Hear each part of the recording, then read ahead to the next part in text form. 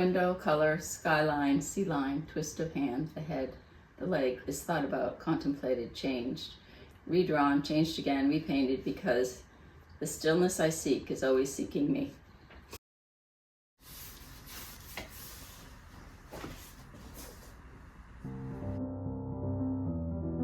My name is Celine McDonald, and I'm an oil painter. I came to my genre when I was in my 20s, and I spent a summer in Provincetown. And so then that greatly influenced my style and sense of light.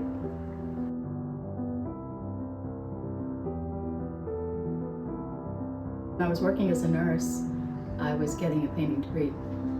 So when I was living in New York City, yeah. Before I was in New York, I was in Boston at the Children's Hospital, and I rented a room with a bunch of women, in an apartment. And I had an easel set up. I was studying at Mass Art, so I would work 7 to 3 or the night shift, 11 to 3, 11 to 7, and then in the evenings I would study art. And then I would work in my space in my bedroom.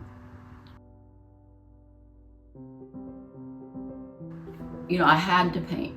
It was this need to paint. And so I always envisioned being an artist, even though I had to support myself, so I became something else, which I'm glad I did, because that's been an incredible experience and knowledge, and I still love medical stuff. So it wasn't really that thought out. It's just a vision of my life will go on and I will paint, and I need to show more, I need to paint more. I don't have a technique, so I couldn't teach a technique. I'm not a classic painter, classical painter. I don't, even though I have a painting degree, I'm really a self-taught painter, because you can't really teach, I do not believe you can really teach someone to paint. And I am not a neat painter, and I'm not a technical painter. So I come into the space, I draw what I want to paint, I work on that, and I sometimes use underpainting of acrylic, sometimes I don't. It's a very messy process, and when I paint the image, there may be a lot of things in the image. There are always more things in the image than end up in the image in the end. There's a lot of elimination. I often think I should paint flowers, but I just don't think it's possible, because I like things that really hold the light and spaces on their object, on the object that they are. For some reason, I just really paint a few images. I paint the architectural shape, the boat, usually a very simple boat, and the figure, usually just one at a time. I can focus then more on the soul of the painting if I'm just have less in it.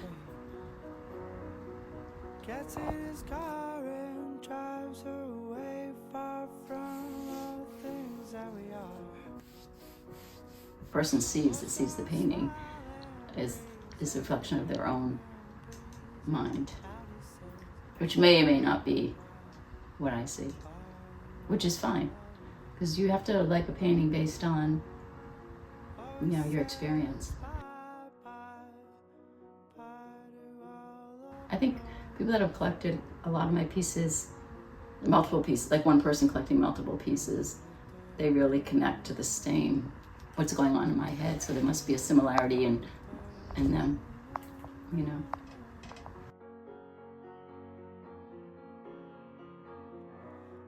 It's very similar to when a person walks into a room and you feel their energy. And if you're aware, you'll be like, oh yeah, that person has bad energy, something's going on, or that person has great energy, or that person doesn't like me, or that person is so loving and open-hearted. And so we feel emotion in a chair, if the chair has had a lot of experience, in a person, in a painting. So everything holds life, and painting is just another vehicle, really. Don't let yourself fall down. Regardless of what I was doing, I always painted. Yeah, I'm supposed to be a painter in this lifetime. I could afford to do it or not afford to do it. If I was, when I was young and, had to work as much as possible to pay the rent, I still painted, still studied. So yeah.